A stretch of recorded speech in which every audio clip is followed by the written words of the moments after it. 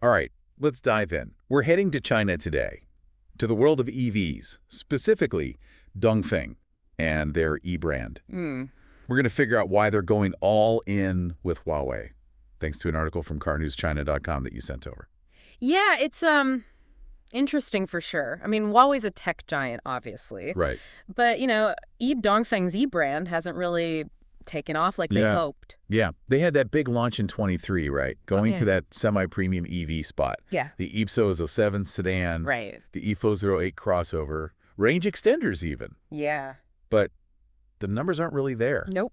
No, they're not. 2024, only about 45,000 units sold. Wow. And then you compare that to Ido, also working with Huawei, almost 386,000 units, same time frame. Huge difference. Yeah, it makes you think, what's Ido got that Eve doesn't? Totally.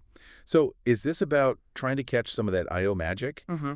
by partnering deeper with Huawei? Mm-hmm. This isn't their first dance, though, is it? Not at all. Dongfeng's already got the M Hero and Voya brands, both with Huawei tech. Right. And some good results there, haven't they? Pretty impressive, yeah. Like the Voya Dream minivan Huh? got that refresh with Huawei's operating system. And AS, Advanced Driver Assistance System. Hang on, AS for the non-car tech folks out there? Oh, sure. What's that all about? Well, it's all those safety features and driver assist stuff like lane departure warnings, automatic braking in emergencies, adaptive cruise control Oh. makes driving, well, safer, less stressful.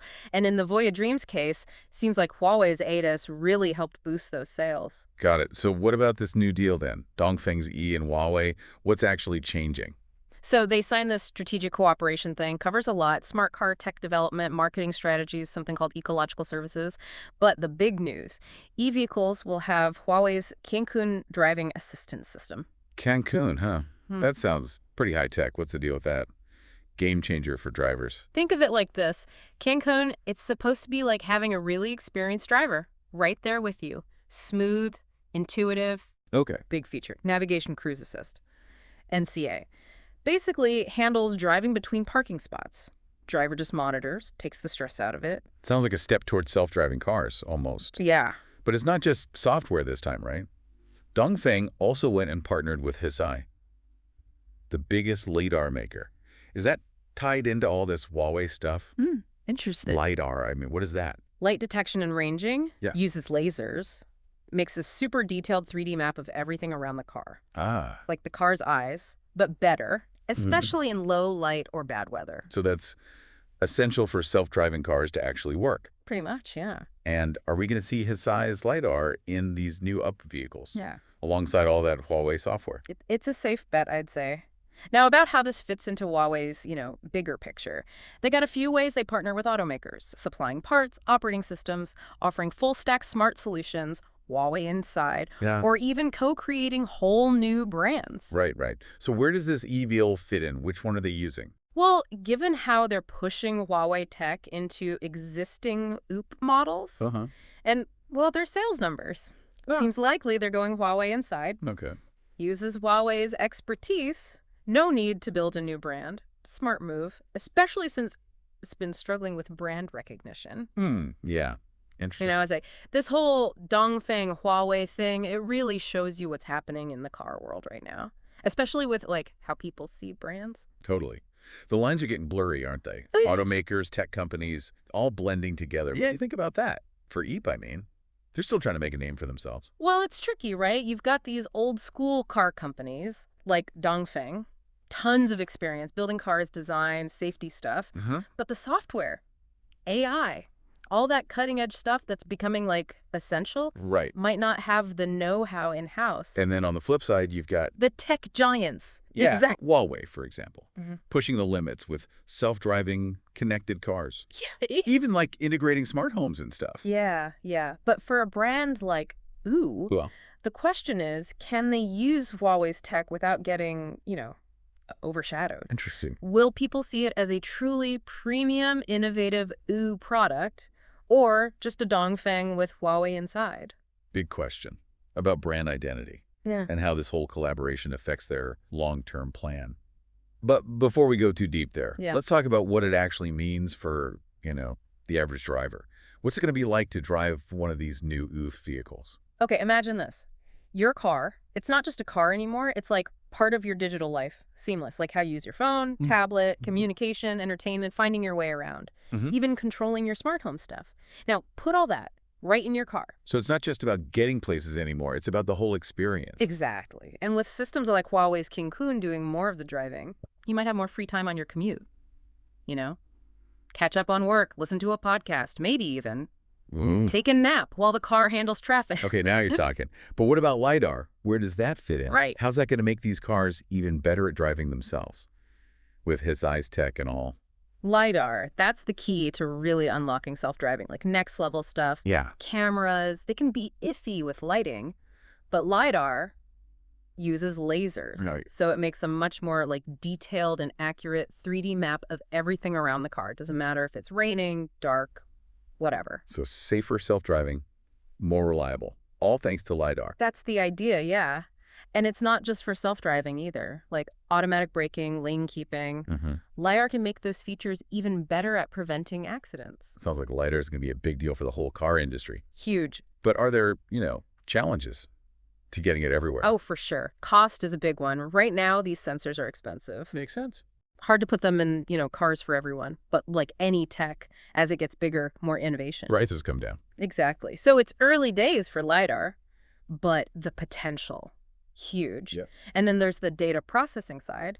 LiDAR creates a ton of data, needs serious processing power to analyze it all in real time. Right. Luckily, companies like Huawei are getting good at making powerful processors just for cars. So it's hardware and software working together, kind of feeding off each other. Exactly. And don't forget about regulations. Governments are still figuring out the rules for self-driving, safety standards, all that.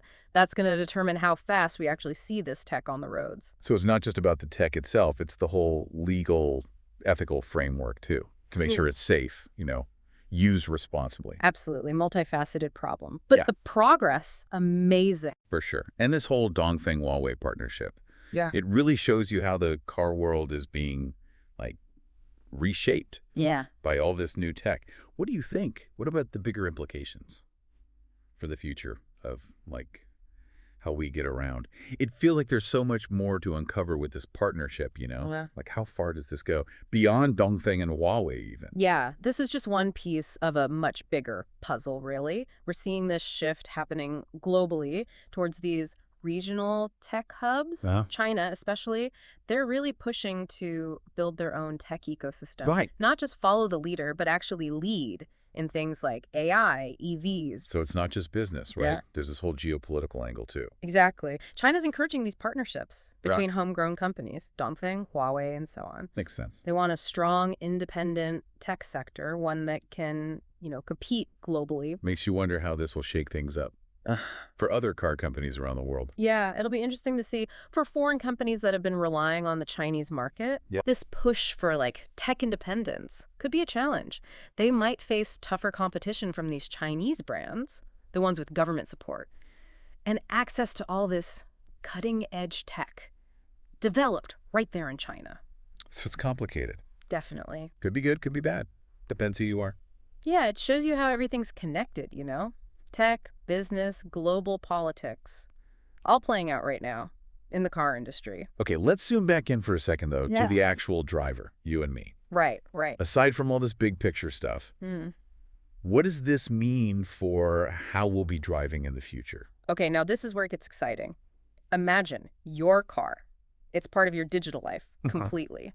These advanced driver assistance systems like Huawei's Qiankun, they could change everything about commuting. You could have so much more free time, work, relax even, connect with family, friends, all while you're on the move. And with LiDAR getting better, maybe accidents will be way less common. Right. LiDAR gives you this awareness of your surroundings better than humanly possible, basically, especially when conditions are tough. Yeah. It means safer roads, more efficient system overall. Sounds like some pretty big changes are coming. For sure. But with any new tech, there's always, concerns. What do we need to figure out as all this becomes more common? Data privacy. Big one. Cars are getting more connected, collecting tons of data about how we drive. We got to make sure that data is handled right. protected. Yeah, no one wants their info out there for anyone to grab. Exactly. And then there's the ethical side of self-driving, like how do we program these cars to make the right decisions when things get complicated? Right. And who's responsible when something goes wrong? These are questions we all need to think about as we move towards this, more automated future. It's clear this technology has the power to change everything. Mm. It's exciting, for sure. Mm. A little scary, maybe. Definitely. It reminds us that innovation, it doesn't happen in a bubble. It's all tied up with social stuff, politics, ethics, things we need to keep in mind as we go forward. Well, this has been an amazing deep dive. We've covered so much ground with this Dongfeng Huawei thing, the tech, the strategies, what it means for the world, even the ethical questions it brings up. What about you? What are your thoughts? What stuck with you? What questions do you still have? Let us know in the comments. And if you enjoyed this exploration of EVs and self-driving cars, make sure to give us a like and subscribe to our channel for more deep dives. Thanks for listening.